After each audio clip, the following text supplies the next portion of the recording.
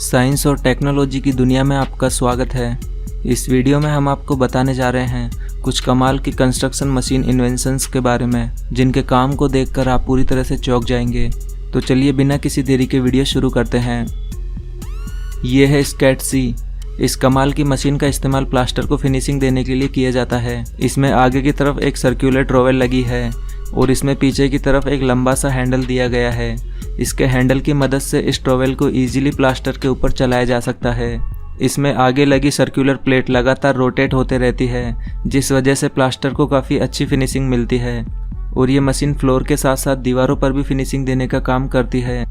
और दीवारों पर फिनिशिंग देते समय इसके ऑपरेटर को अपनी पीठ के ऊपर वाटर टैंक लेकर चलना होता है, क्योंकि दीवारों पर फिनिशिंग के समय पानी की भी इसमें आवश्यकता होती है। ये है रोल ऑल। ये एक कमाल का पेंटिंग ब्रश है। इसका इस्तेमाल राउंड या फिर स्क्वायर ऑब्जेक्ट्स को पेंट करने के लिए किया जाता है। इस ब्रश टूल में दो ब्रशेस को एक दूसरे के परपेंडिकुलर लगाया गया है, जिस वजह से इस ब्रश टूल की मदद से गोल या फिर स्क्वायर पाइप्स पर काफ़ी आसानी से पेंट किया जा सकता है।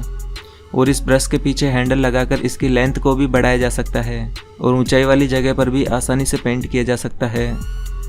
ये है कंक्रीट स्टैंपिंग। कंक्रीट के फ्लोर या फिर सड़क बनाने के बाद उस पर इन स्टैंप रोलर द्वारा डिज़ाइन डाली जाती है। इसमें सबसे पहले कंक्रीट को अच्छी तरह से फिनिश किया जाता है और इस कंक्रीट फ्लोर के ऊपर इस तरह के स्टैंप रोलर को चलाया जाता है। इस स्टैंप रोलर को काफ़ी सावधानी से धीरे धीरे कंक्रीट के ऊपर चलाया जाता है। इस तरह से इस स्टैंप रोलर का प्रिंट कंक्रीट पर आ जाता है। इस तरह की कंक्रीट स्टैंपिंग ज़्यादातर वॉकिंग ट्रैक्स के ऊपर की जाती है। ये है वॉलपेपर स्ट्रिपिंग।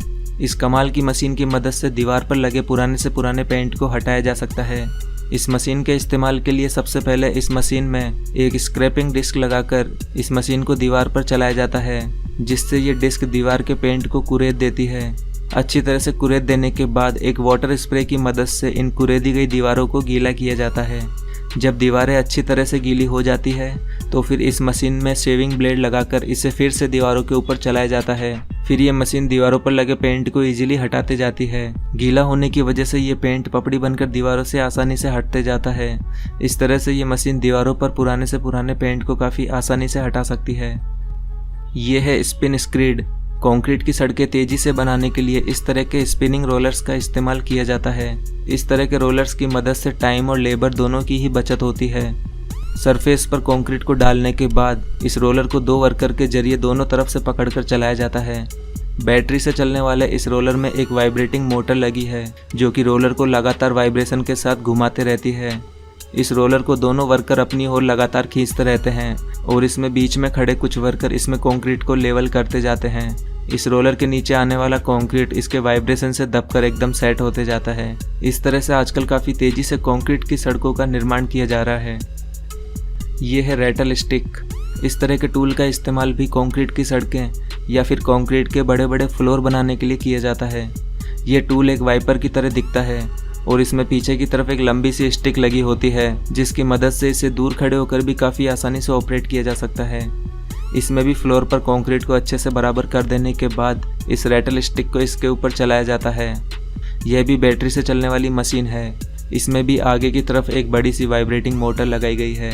जब इस मशीन को कंक्रीट के ऊपर चलाया जाता है तो इसके मोटर के वाइब्रेशन से कंक्रीट प्लेन होकर सेट होते जाता है।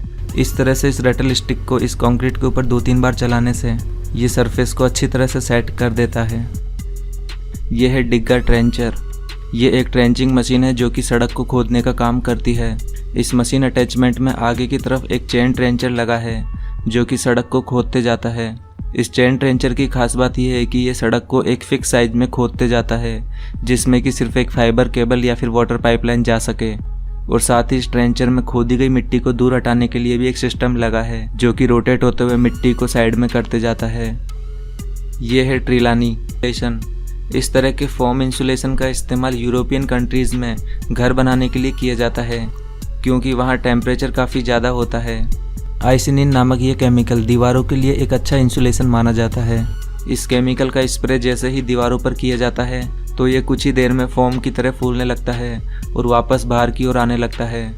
इस तरह से इस केमिकल स्प्रे से पूरे घर को इंसुलेट किया जाता है और जब ये फोम पूरी तरह से फूल जाता है तो फिर फाइनली इसके एक्स्ट्रा पार्ट को एक ब्लेड के जरिए दीवार के फेस में काट दिया जाता है। यह है वॉकवे मेकिंग। इस तरह के वॉकवे बनाने के लिए एक लोहे के फ्रेम का इस्तेमाल किया जाता है। इस फ्रेम में 4 पेयर उल्टी सीधी ब्रिक्स का डिज़ाइन होता है। इसमें सबसे पहले इस फ्रेम को रखकर इसमें सीमेंट और रेत का मिक्सचर भरा जाता है। सीमेंट और रेत के मिक्सचर को इसमें काफ़ी अच्छे से दबा कर भर दिया जाता है। फिर इस मिक्सचर के भरने के बाद इसमें ऊपर की तरफ से सूखी सीमेंट डाली जाती है और फिर सीमेंट डालने के बाद इसे वापस से प्लेन कर दिया जाता है। इसके बाद जैसे ही इस फ्रेम को हटाया जाता है तो ये ब्रिक्स का डिज़ाइन निकल कर इसमें आ जाता है। इस तरह से डिफरेंट फ्रेम्स की मदद से डिफरेंट डिज़ाइंस बनाए जा सकते हैं। यह है प्लास्टर लेइंग टूल। इस टूल का इस्तेमाल दीवार बनाते समय उस पर प्लास्टर लगाने के लिए किया जाता है।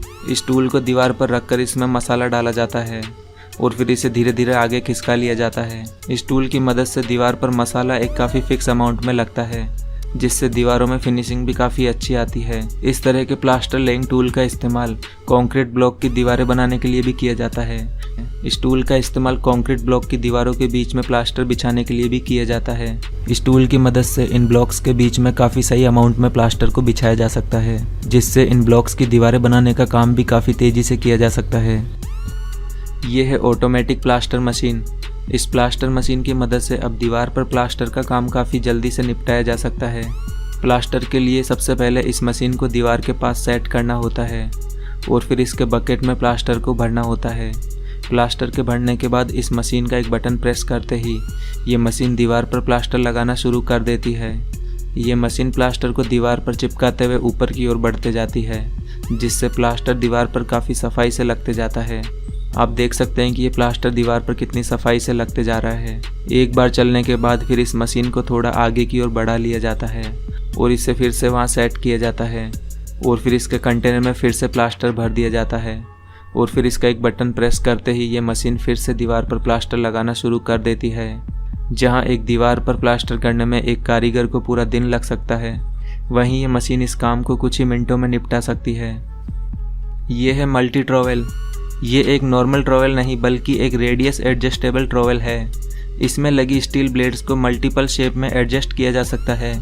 इसकी ब्लेड को एडजस्ट करके गोल पिलर्स और राउंड सरफेस पर इजीली चलाया जा सकता है। इस ट्रॉवेल की मदद से गोलाई वाली जगह पर प्लास्टर और पुट्टी दोनों ही काफ़ी आसानी से की जा सकती है, जबकि एक नॉर्मल फ्लैट ट्रॉवेल की मदद से ये काम करना इम्पॉसिबल है। यह है कॉर्टेग। इस एडवांस मशीन का इस्तेमाल घर बनाने के बाद दीवारों में इलेक्ट्रिक वायर डालने के लिए नालियाँ बनाने में किया जाता है। इस मशीन को दीवार से लगाकर चलाया जाता है। इस मशीन में अंदर की तरफ शार्प ब्लेड्स लगी हैं, जो कि दीवार में आसानी से नालियाँ बनाते जाती है और दीवार को काटते समय इसमें धूल ना उड़े, इसलिए इस मशीन में नीचे की तरफ एक वेस्ट पाइप दिया गया है, जिसमें कि धूल नीचे होकर इसमें से निकल जाती है। यह है जैस टूल। इस कमाल के टूल का इस्तेमाल कंक्रीट पिलर बनाने के लिए ज़मीन में खड्डा खोदने के लिए किया जाता है। ये मशीन अटैचमेंट ज़मीन से मिट्टी को खोदकर बाहर निकाल देता है।